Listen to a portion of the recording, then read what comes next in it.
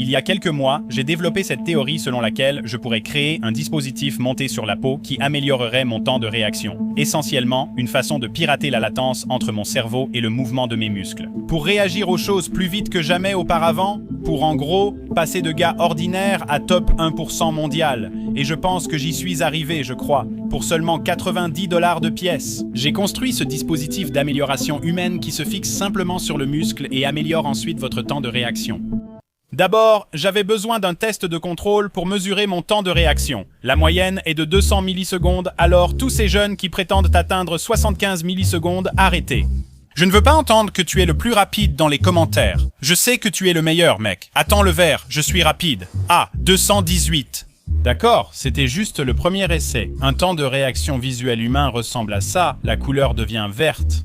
Il faut à ton cerveau entre 20 et 40 millisecondes pour te frapper dans le cortex visuel. Avec cette information, 195, on accélère. Ensuite, ton cerveau met entre 100 et 150 millisecondes pour décider de cliquer et envoyer cette impulsion électrique à ton muscle pour le bouger.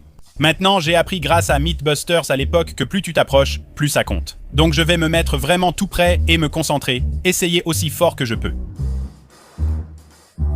Ensuite, il envoie le signal électrique à ton muscle, et le muscle met environ 50 millisecondes pour cliquer réellement. Ah, concentre-toi, mec, c'est mauvais, c'est vraiment mauvais. Donc même après que ton muscle reçoive ce signal, je suis déçu de moi-même. Il faut encore entre 30 et 70 millisecondes pour que ton doigt produise physiquement l'appui sur le bouton. Allez, mec. Et c'est ce que j'espère réduire. Je dois accepter le fait que je suis extrêmement moyen. D'accord? Et crois-le ou non, j'ai réussi à avoir des réactions au-dessus de la moyenne. Ainsi, vous sauriez que je ne me sous-estime pas.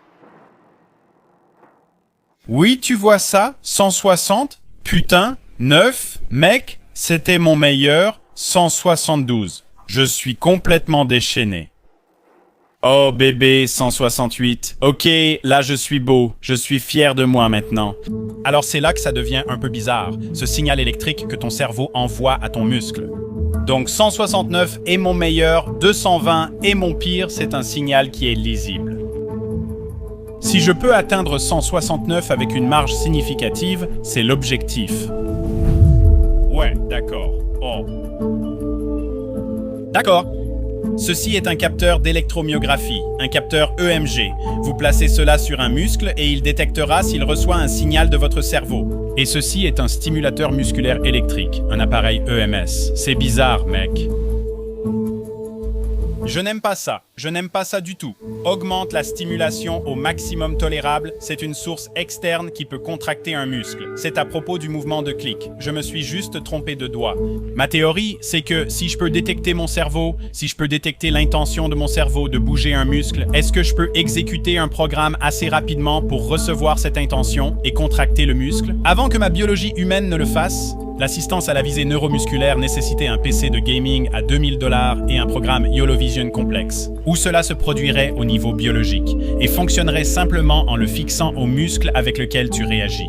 Honnêtement, tout ça paraissait trop simple, comme une blague du 1er avril, tu me dis ça? Ce petit triangle à 50 $ d'Amazon est censé détecter le signal de mon cerveau vers mon muscle, et ensuite je pourrais le lire sur un écran avant même que mon muscle ne bouge, qu'il bouge.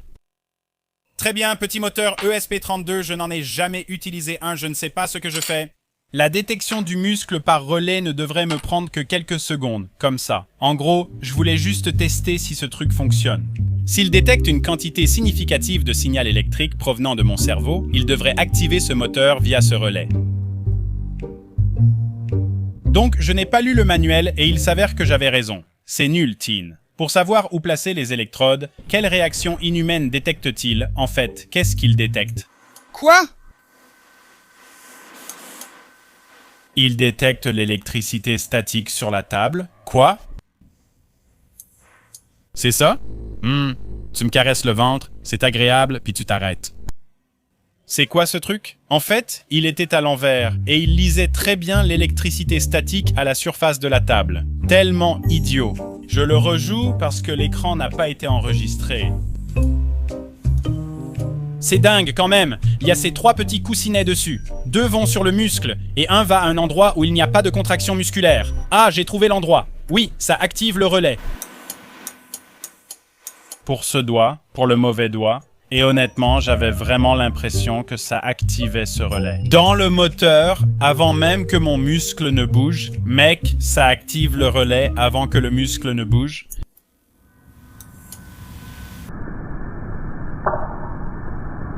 C'est flippant. On a l'impression qu'il ne devrait pas le savoir en temps réel.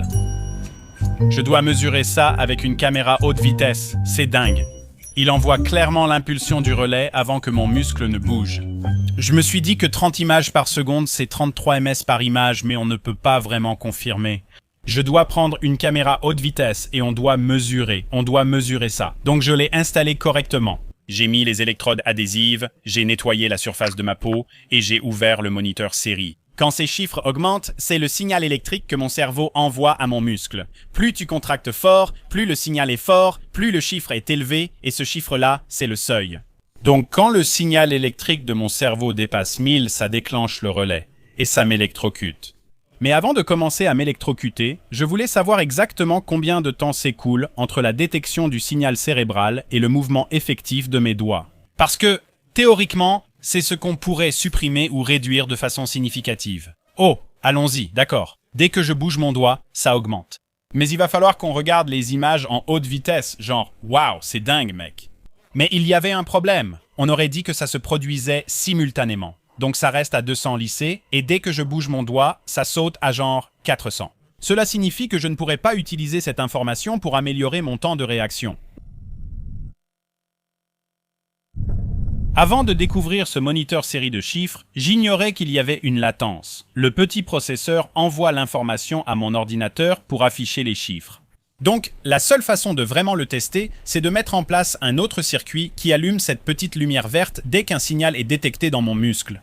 Maintenant, c'est l'inverse. La lumière s'allume après le mouvement. Je dois donc modifier le seuil, ce qui est embêtant car tout est déjà branché. Avec un seuil à 1000, c'était inutile. Maintenant, il détecte vraiment avec du retard. J'ai donc modifié le programme en baissant le seuil juste au-dessus de l'impulsion cérébrale de repos, enfin je pense, mon signal cérébral. D'accord, le seuil est nettement plus bas, donc maintenant ça devrait détecter même un simple petit mouvement. Ensuite, j'ai commencé à compter les images à 240 images par seconde.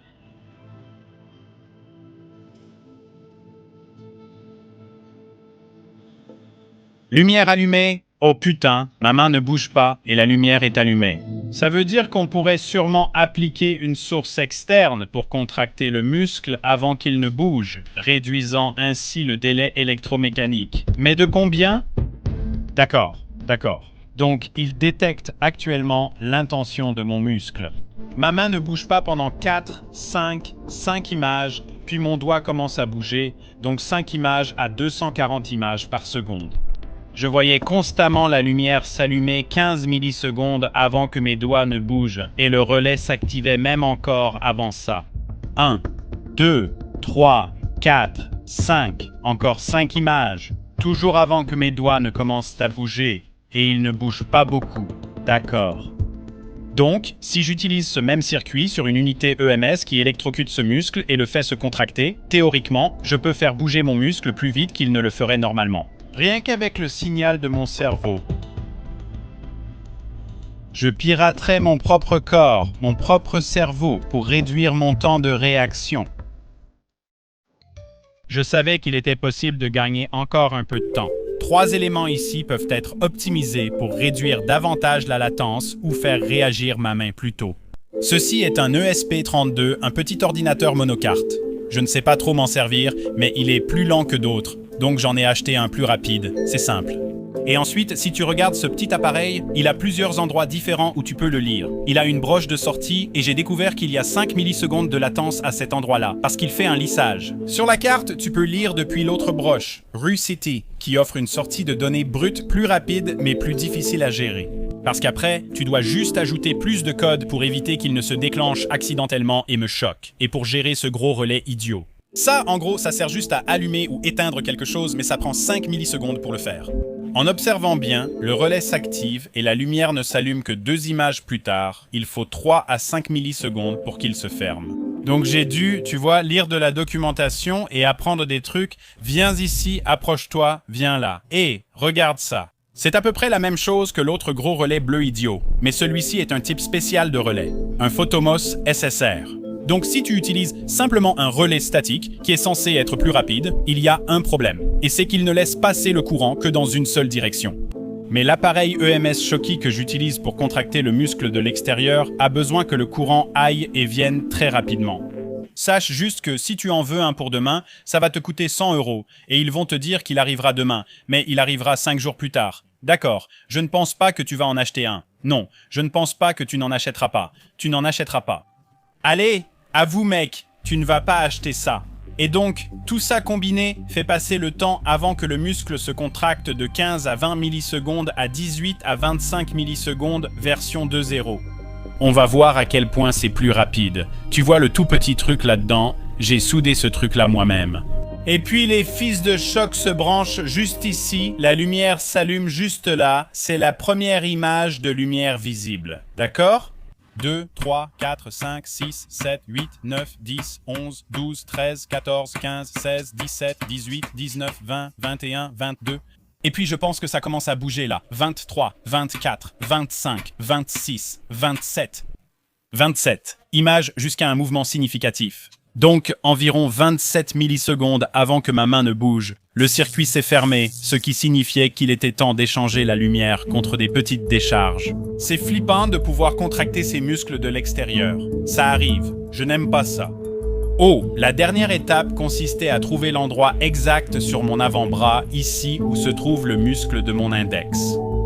C'est le mauvais endroit. Ça fait bouger toute ma main, pas juste mes doigts. Il y a des tas de petits muscles et tendons dans ton bras. Je devais juste en trouver un. Je lis cette documentation, mec. Je lis la documentation sur l'endroit exact où le mettre. C'est dingue. Regarde ça. Et ils ont les toutes petites électrodes, ok, extension et flexion cool de chaque doigt. C'est quoi ça, mec? Waouh, je suis content que quelqu'un ait fait ça. C'est dingue. Oh, j'ai compris. Allons-y, bordel. Oh.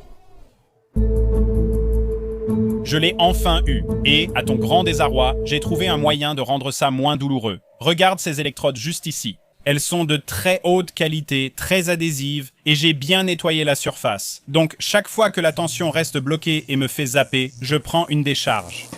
Aïe, ça ferait moins mal si je n'utilisais pas ce petit relais idiot. Les 29 ohms de résistance que ce truc ajoute font que ça fait encore très mal. Ça fait vraiment mal. Cette douleur fait que ça continue de se contracter. Le muscle reçoit en gros une pointe de tension dès que ça s'active. Et franchement, c'est nul. Pour être honnête avec vous, ce n'est pas agréable du tout.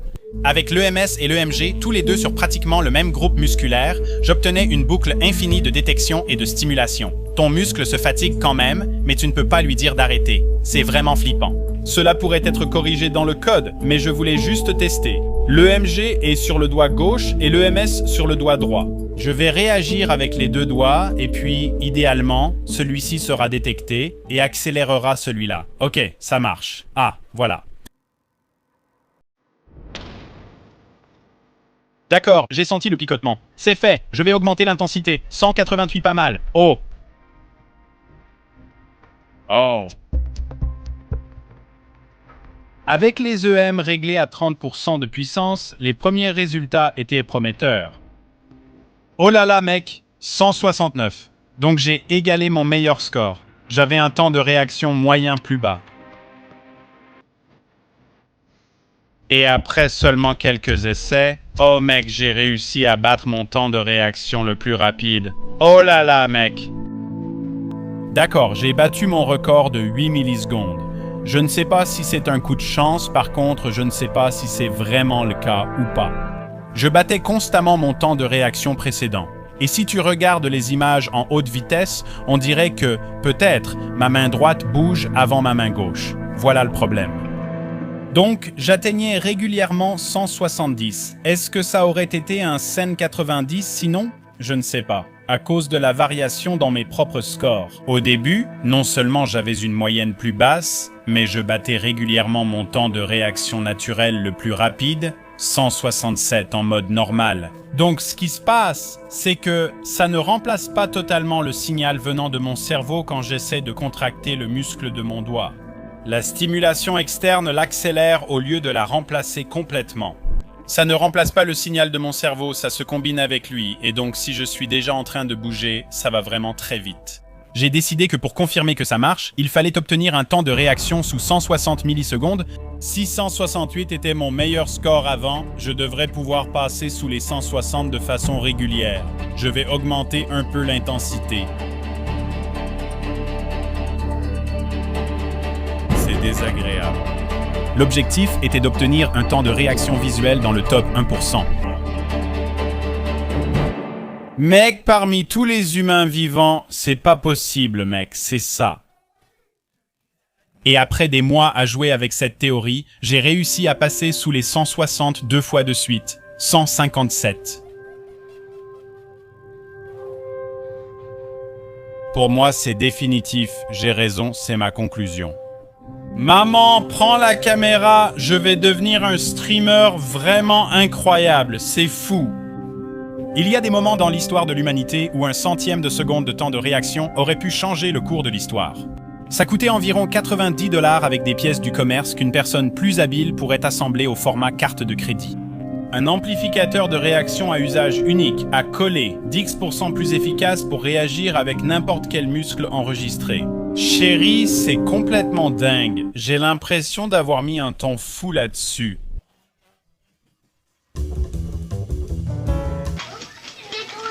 Je fais que passer. La légende dit que l'impulsion électrique que ton cerveau envoie à ton muscle peut être détectée. Et comme elle peut être détectée avant que le muscle ne bouge réellement, tu peux stimuler ce muscle de l'extérieur, ce qui rend le temps de réaction plus rapide. Je dois dire, Jamie, celui-ci est confirmé.